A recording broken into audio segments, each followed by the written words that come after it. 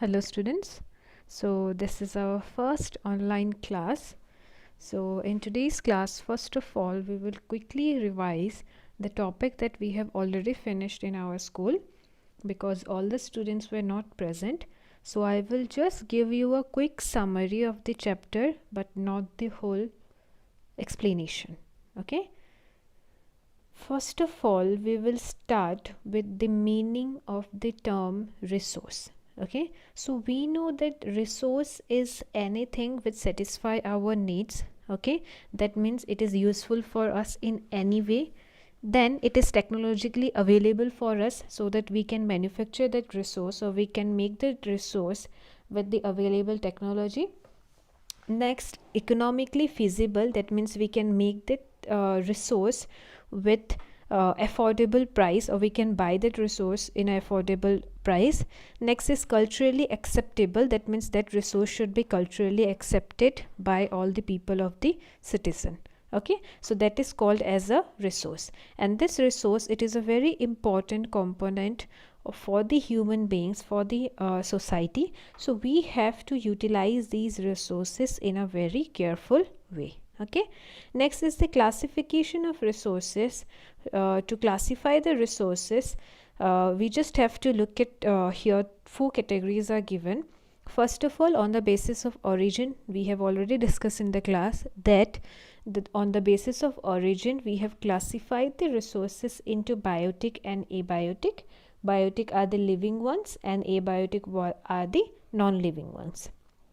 Next, on the basis of exhaustibility, we have the resources. First one is the renewable and second one is the non-renewable. Renewable resources, we know they are the one which can be renewed. Okay, that means which again we will get it. For example, solar and wind energy, water is there, forest and wildlife is there.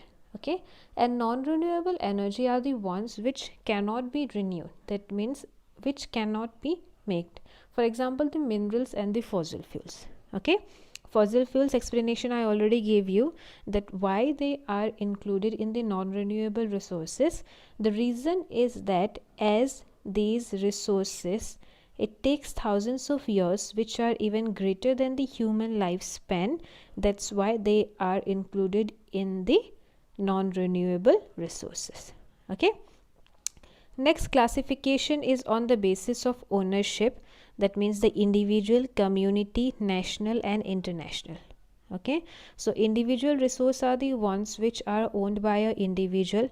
For example, the plantation, then the pastoral land, then ponds, the water in the well, in your well. Okay, for example, your own house, your plot of land. Okay, that is called as the individual resource.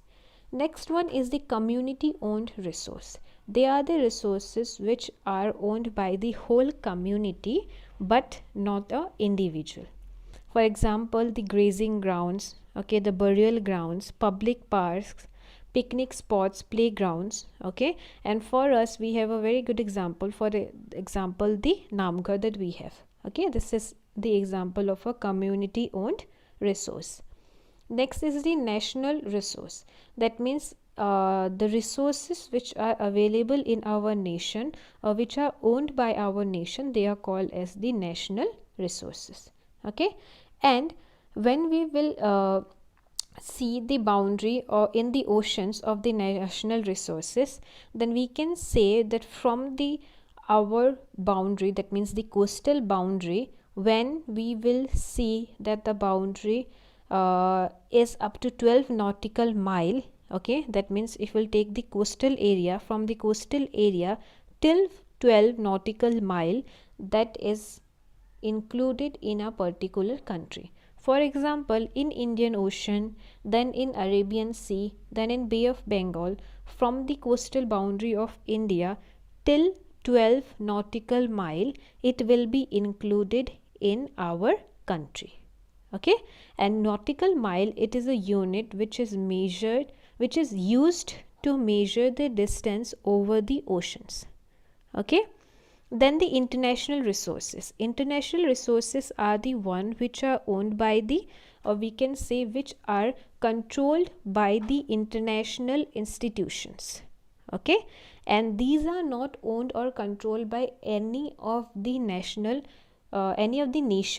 but they are controlled by the international institutions. Okay, and whenever we will see the distance of a ocean, okay, for example, when you will measure the distance from Indian boundary, okay, Indian coastal boundary, when we will reach to 200 nautical mile, after 200 nautical mile, that particular region or the ocean or the sea will be included in the international resources. Okay, and no country can utilize it without the permission of the international institutions. Next is on the basis of status of development. So on the basis of status of development, we have the potential resource. That means these are the resources which are found in region but have not been utilized. Okay, for example, Rajasthan and Gujarat have enormous potential for the development of wind and solar energy, but so far these have not been developed properly. Okay, so these are, we can say, the example of potential resource. Next, we have the developed resources. So resources which are surveyed and their quality and quantity have been determined for utilization. The development of resources depend upon technology and level of their feasibility. Okay, so developed resource, in a very easy way, these are the resources which are already developed. Okay, and we are already aware about their quality and quantity. When we are aware about their quality and quantity, okay, so these kinds of resources are called as the developed resources. Okay, next we have the stock. So the materials in the environment which have the potential to satisfy human needs, but human beings do not have the appropriate technology to access these, are called stock. Okay, the example in class also I gave you, that whenever we have a resource, okay, but we don't know how to utilize it, okay, and we don't have even the appropriate technology also to utilize that resource, then that kind of resource will be called as a stock to us. Okay, next another one is the reserve. This reserve is not the fourth type of resource on the basis of ownership, but this is a subset of stock. That means you can say that it is a part of stock.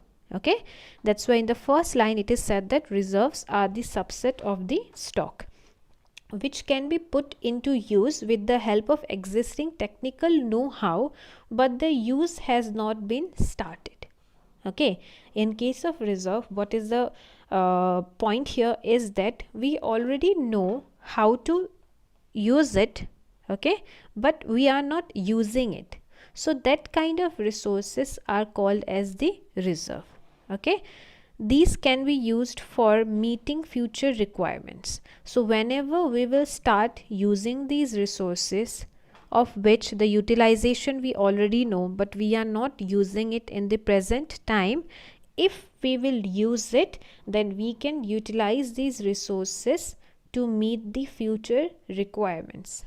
Okay, what is the meaning of future requirements? We know that the population of India is still rising, and it is to some extent difficult to fulfill the requirements of this growing population, isn't it? So to fulfill the requirements of the growing population, or if we have to increase the number of resources, we will use these resources at some point of time. Okay, and we should use it, okay, but we should use it in a very careful way.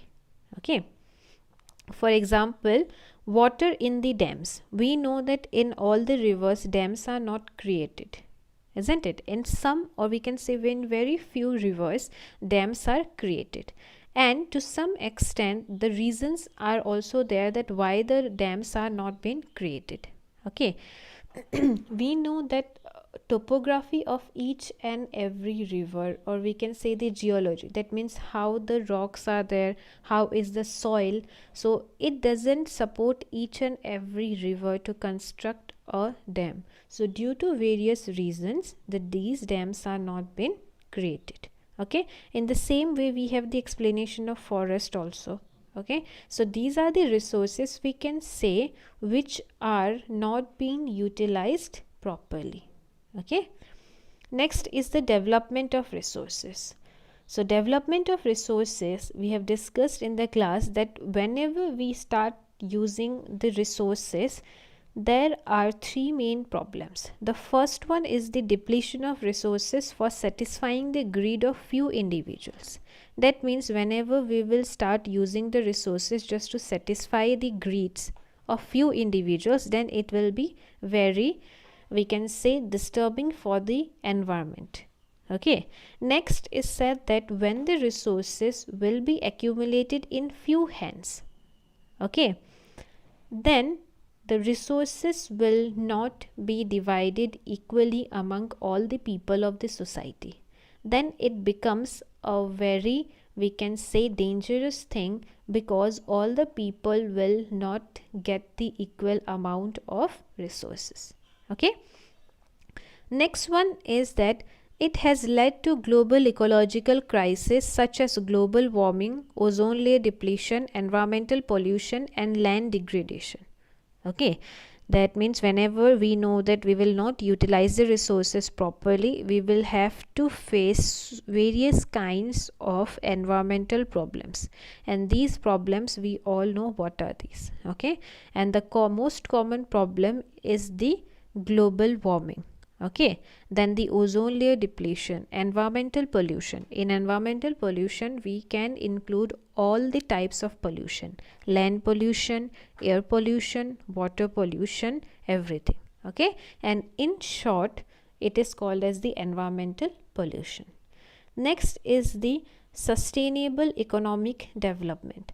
We know that first of all, what is the meaning of sustainable development? We know that just to use the resources in a very careful way so that it will be available for the future generation, that is called as the sustainable development. Okay, and sustainable economic development means development should take place without damaging the environment, and development in the present should not compromise with the needs of the future generation.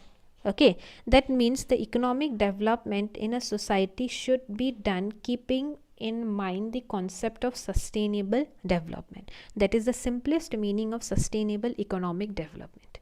Okay, again I will repeat that the meaning of sustainable economic development means to develop a region, to develop economically in a way so that we will keep in mind the concept of sustainable development.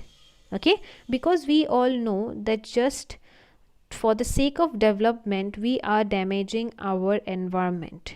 We have already damaged to a great extent, isn't it? So for that reason it is very important for all of us to keep the concept of sustainable development whenever we are doing any kind of economic development. Okay, so till here we have already finished in our class, and it was just a summary of whatever we have done in these days. From tomorrow we will start with the topic that is called as the resource planning, and it is a topic that I have not done in one of the section, and in one of the section already I have done it, but still in the next class I will explain this topic in detail as one of the section have not done it. Okay, so we will conclude our class for today. Thank you so much.